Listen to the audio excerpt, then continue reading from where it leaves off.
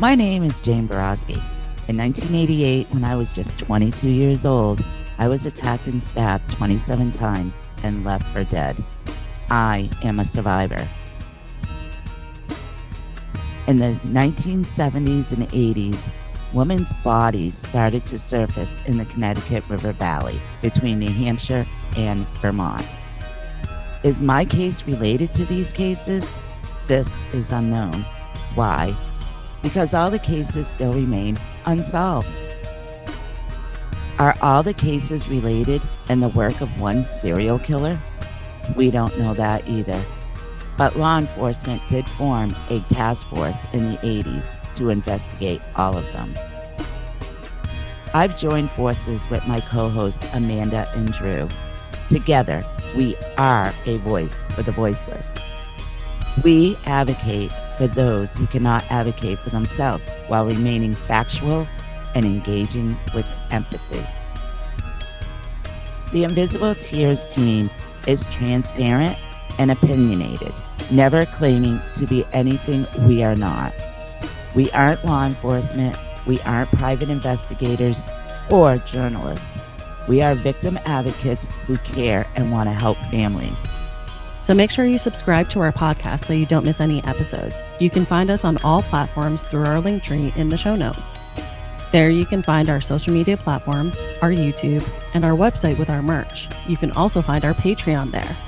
So if you're interested in supporting and joining the Invisible Tears team, join our Patreon today. And as always, ratings and recommendations help our podcast in algorithms. So if you haven't shown us some love and given us a 5-star rating and review, please do so. We appreciate each and every one of you and your continued support.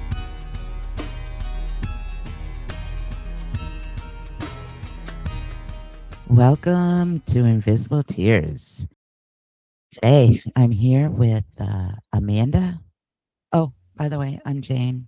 We're going to be talking about something that is so explosive right now, especially in the true crime realm and true crime podcasting. We have some dear, dear friends, Bill and Kristin. We met them at CrimeCon down in Orlando, and amazing, amazing people, amazing advocates. And so we're going to do Amanda's going to do a little recap. And then we're going to talk about the big news yesterday. And it's actually been news that has been coming in the past month, I think. But the big news came yesterday. And there's a lot of different emotions going on between me and Amanda, and I'm sure Bill and Kristin too. So Amanda, take it away. Let's do the recap on what we're going to be talking about, because most people probably won't know unless you listen to our podcast, and you will know what we're talking about. Exactly. So as Jane was talking about, we're actually talking about Bill Thomas and Kristin Dilly, right? From Mind Over Murder. They have an amazing podcast. We've actually had them on Invisible Tears before, but it was way back in the beginning. I've also been on their podcast. Yes, that's right. Thank you. Thank you for that clarification too. And it was because we connected so deeply with them at CrimeCon. You know, Bill Thomas's sister, Kathleen, was one of the first victims of the Colonial Parkway murders. And so Bill and Kristin are like the perfect team. And they have been, I mean, not just advocating for, Kathleen, but advocating for all those victims from the Colonial Parkway murders and others and other unsolved cases. And they've just been on a mission. And it was put out publicly yesterday that Kathleen Thomas and Rebecca Dowski, their murders have actually been solved and forensically tied. So quickly, before we get into the details of that, let me just give everybody a quick overview, like Jane was saying, about the Colonial Parkway murders. So if y'all aren't familiar with the Colonial Parkway murders, are you laughing at me for saying y'all? I'm dying right now. Okay. You are truly you are truly in North Carolina. Like, you just proved it to me and to the whole freaking world. You are in North Carolina. It's so funny because it came so naturally too. It did. I'm sorry. We're sorry. Okay. Sorry about that, guys. Let us reset. Oh, I am. And I even have a little bit of a Southern accent when I say y'all. So, all right. Recap to the Colonial Parkway murder. Okay. Yes. Okay. The Colonial Parkway murders involve the brutal murders of 4 young couples who were killed in Lovers Lanes and around the Williamsburg, Virginia area between 1986 to 1989. These cases before January of 2024 all were unsolved. So a lot has been happening with these cases. I'll just go through the 4 couples, right? So the first couple that was killed was Cathy Thomas and Rebecca Dowski. That occurred on October 12th, 1986. Then we have the couple of David Lee Knobling and Robin Edwards. That happened on September 23rd of 1987. Then we have the couple of Richard Keith Call and Cassandra Lee Haley. That happened April 10th of 1988. And then we have Daniel Lauer and Anna Marie Phelps. That occurred on September 5th of 1989. So before January of 2024, like I said, every single one of these cases was actually unsolved. The FBI actually announced that they had forensically tied a suspect. Unfortunately, he had passed away. So the suspect had actually passed away, I believe it was 2017 was when he passed away. And so they were able to obtain his DNA. So that's why all this work had actually started happening. So first, he was actually tied to that 1987 double homicide of David Knobling and Robin Edwards. They also announced that he was actually tied to a singular death, not commonly connected to the Colonial Parkway murders. And he was responsible for Teresa Lynn Howell's strangulation and sexual assault. Then, at a press conference in November of 2025, the Virginia State Police shared that they believed that this suspect was responsible for the 1988 stabbing death of 18-year-old Lori Ann Powell as well. That was another woman it wasn't one of the couples, it was a singular case.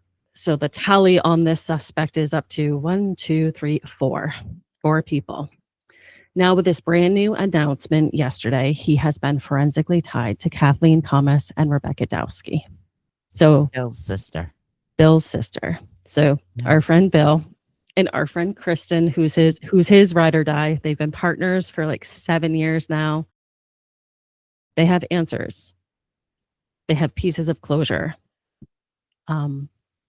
And yeah, it was just announced yesterday that he's been forensically tied. I've purposely avoided saying his name, but I'll say it once just so people know factual information. So that suspect, that person that is responsible is Alan Wade Wilmer Sr. Again, he passed away in 2017. I read the news yesterday, Amanda, and I got so emotional. Yeah. I'm even tearing up now. For one, I'm so happy for Bill and his family and all those families that their loved ones are being connected to this monster, that they're finally getting answers. But it also makes me think these cases were 40 years old and they still solve them.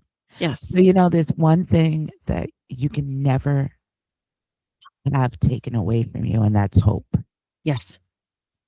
So with them solving these cases that are so old, it gives me hope that one day my case or a lot of the unsolved cases in the New Hampshire Cold Case Unit may someday be solved.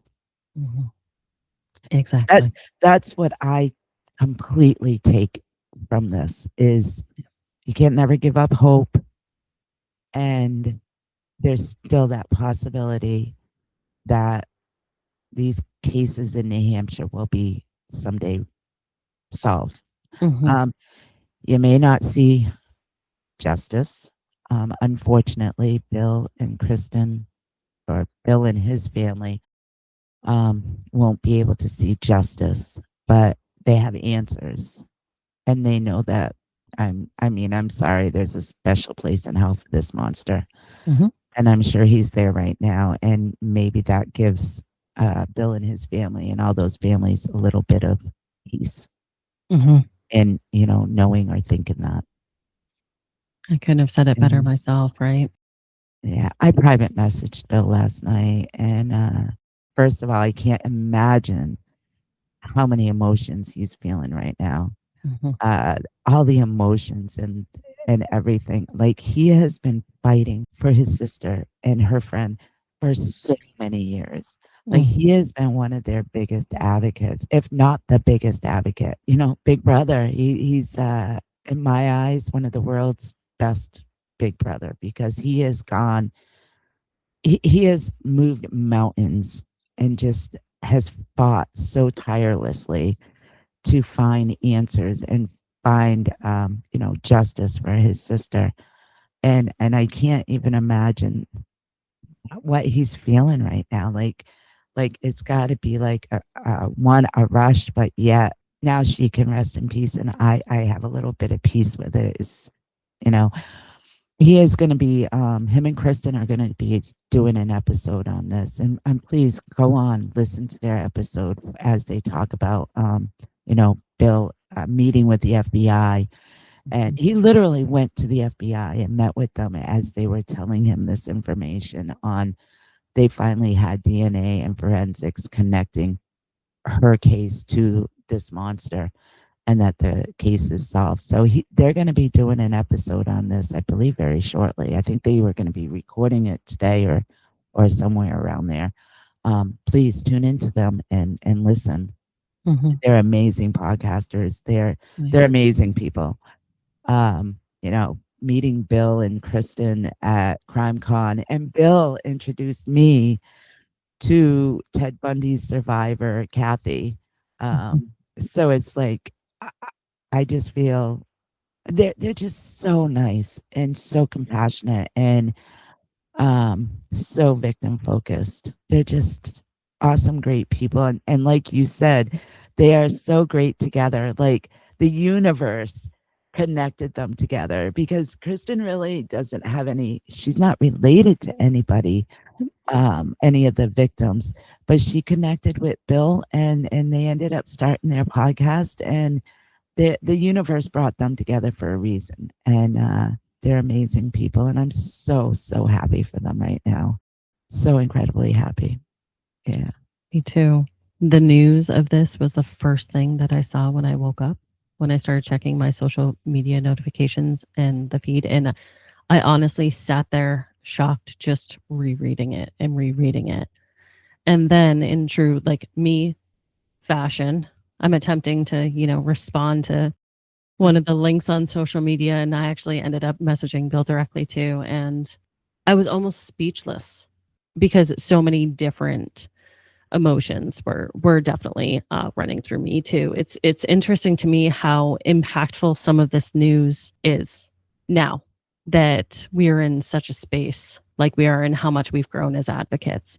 Uh, you know, I'm so beyond thankful and grateful that after 39 years of continuous advocacy and never giving up, Bill has Bill has some answers, and his family does. And I truly believe the work that him and Kristin do uh, really helped fuel solving, Absolutely. solving this case and helping to, push authorities to make sure that they are actually using, forensic tools.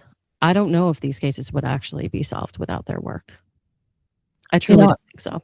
Amanda, that just brings me back of why we are constantly talking about these cases so they're never forgotten. Bill and Kristin made sure that every single one of those victims were never forgotten, that their unsolved murders were never forgotten. And this is why we do it.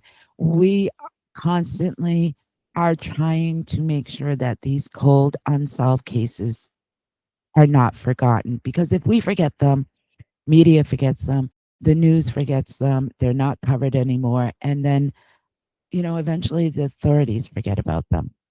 And I believe that, you have to keep talking about these cold cases, no matter how much, it's repetitive or whatever. These cases are still unsolved Mhm. that we talk about. And it's really, really important that people don't forget about them. A lot of people, say, oh, I thought your case was solved. Well, no. I thought Mhm. these other cases were solved. Well, no. This brings me back to a private investigator that entered my life and brought Michael Nicolau's name up and was totally, totally convinced Michael Nicolau was the Connecticut River Valley serial killer. Now, let me also add to that. She had also contacted Bill Thomas and was totally convinced that all those unsolved murders on the Colonial Parkway were connected to Michael Nicolau. Yes. She was totally, totally convinced. She had no evidence whatsoever, none whatsoever. But she spent all these hours investigating. And the problem with this is she could have damaged those cases so bad. Hmm. I think she did damage to mine. Yep. I absolutely do. Um, you know, she was totally convinced with no credible evidence, but went nationwide, went like news media. Oh, I solved these murders. I solved these murders. It was Michael Nicolau did this. He was in the area when this happened. Michael Nicolau did this. He was in the area. And and he had nothing to do with it. Hmm. None of these murders. Hmm. I mean, nothing. Yeah. And this just proved it. Hmm. She was convinced that Michael Nicolau killed Bill Thomas's sister Hmm. without any evidence whatsoever. Hey, what did the FBI just do? They just solved through DNA and forensics. And you know what? It wasn't Michael Nicolau. It wasn't. And, I've had a few conversations with a few people, and I don't really want to bring their names up because I don't think it's the right thing to do. But they were conversations with them. And like they said, these people come into the true crime atmosphere. They find a case and they're like, oh, that case is 20, 30 years old.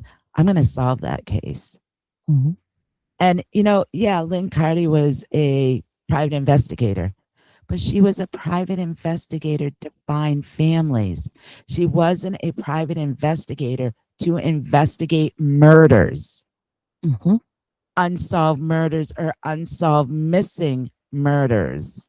That wasn't what she was trained to do. Hmm.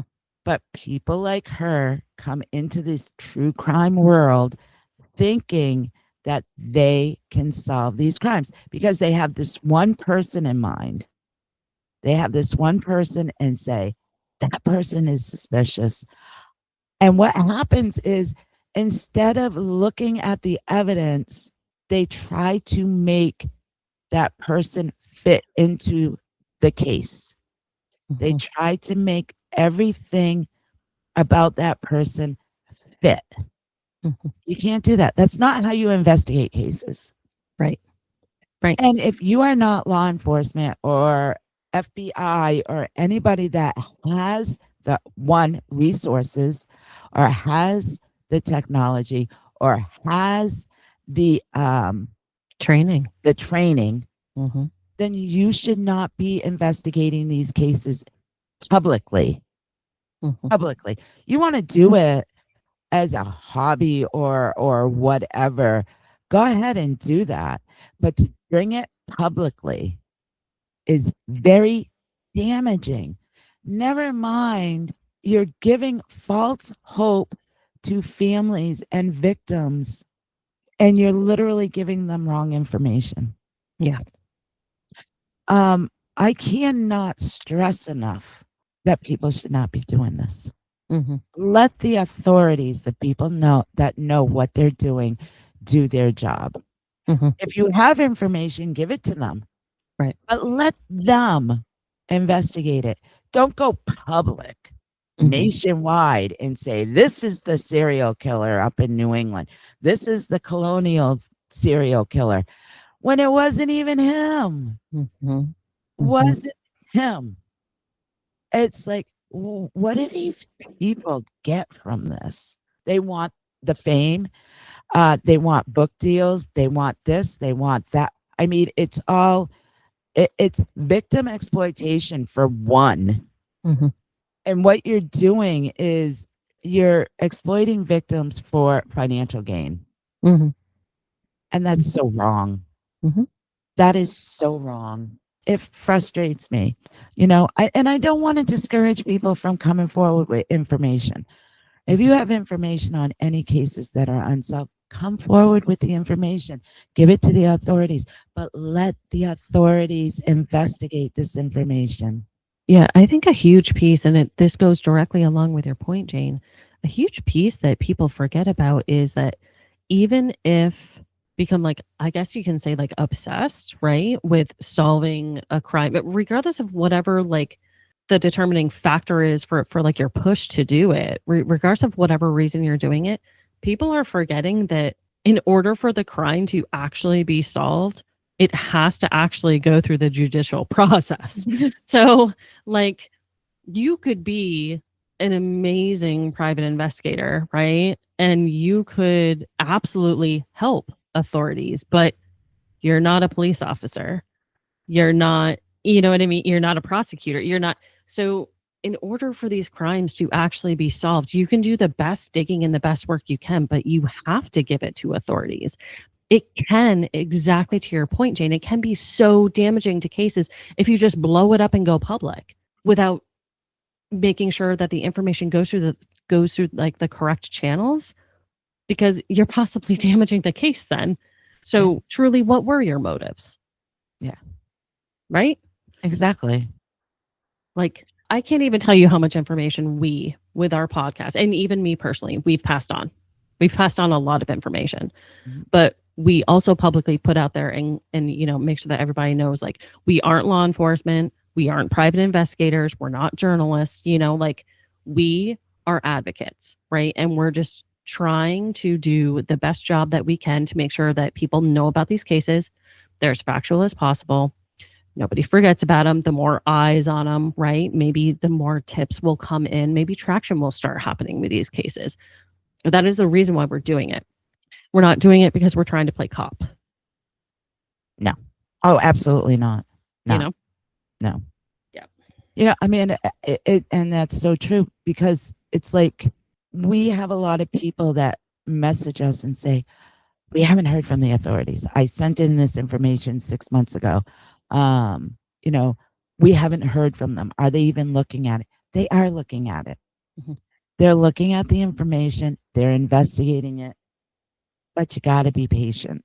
Yep. And if there's nothing there, if they can't find anything, then they're going to keep your information, but they're going to move on to different information. Correct. Just because you don't hear anything doesn't mean they're not looking into it. Correct. Case in point, right? I read to you guys some of the dates, and honestly, going back to the Colonial Parkway murders, and honestly, this is moving quick, right? From what I can see. So like from January 2024 to now, it was just announced Tuesday, January 20th. Now there's 6 people that are attributed to this singular individual, but they took his DNA in 2017. right? And so you can see the process that is occurring, right? They had the DNA and then they finally were able to line up the forensics to the first three people. And then it was about a year and a half later. Then it was another singular person. And now, a few months after that, or 2 months after that, another couple. So they're going through the process. It's not like they're not working or looking into information in cases, but sometimes the process just takes a bit. It takes a while because, for one, they had to lift DNA from the crime scene that they've had in storage for years. So they had to go through and get that DNA, run that, and then they had to match up his DNA to that DNA. So that is a process. It is not done in 24 hours.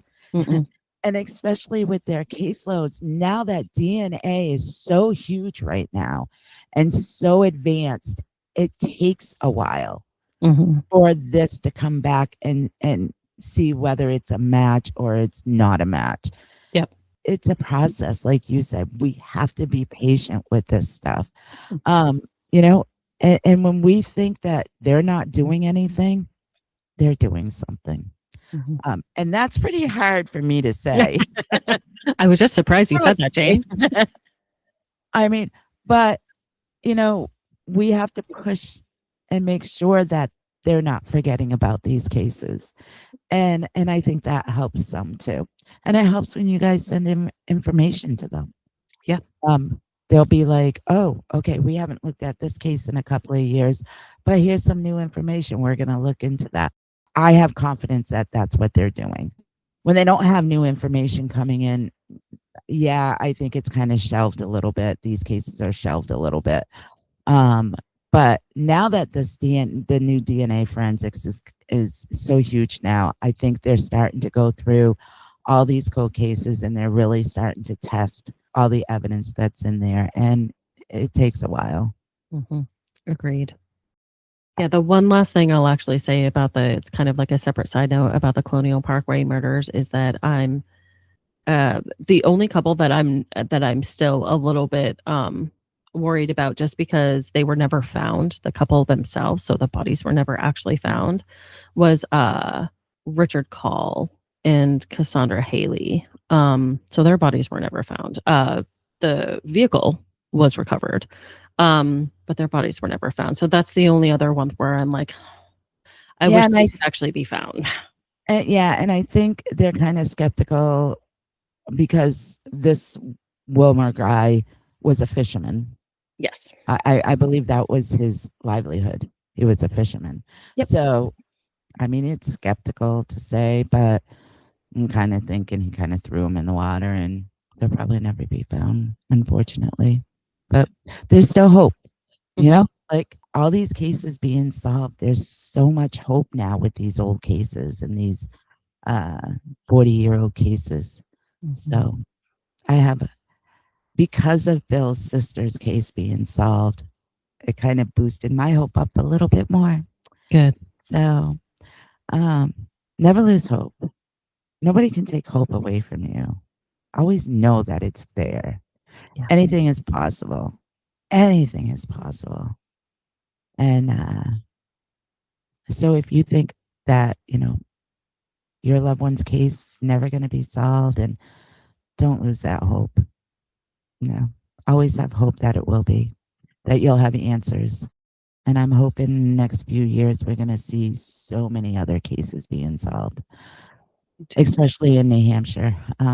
There's quite a few cases that I know are solvable, and hopefully they'll start arresting and solving these cases.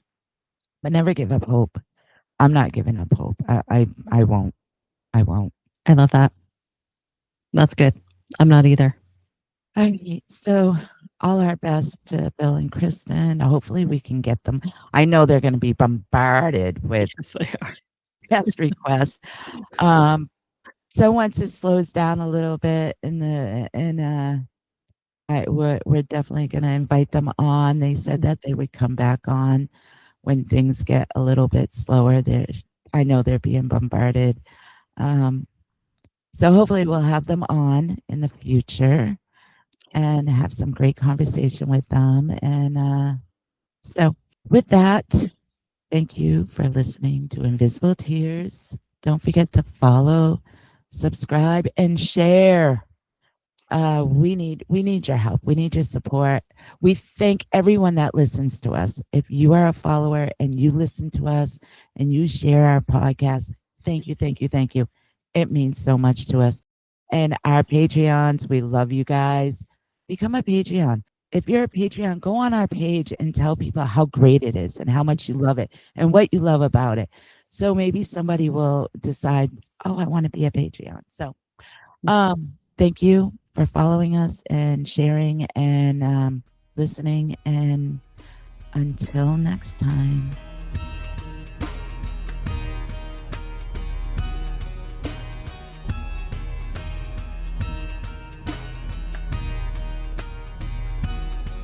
Thank you all for listening to this episode of Invisible Tears. Make sure you subscribe to our podcast so you don't miss any future episodes. You can find us on all platforms through our link tree in the show notes. There you can find our social media platforms, our YouTube, and our website with our merch. You can also find our Patreon there. So if you're interested in supporting and joining the Invisible Tears team, join our Patreon today. And as always, ratings and recommendations help our podcast in algorithms. So if you haven't shown us some love and given us a 5-star rating and review, please do so. We appreciate each and every one of you and your continued support.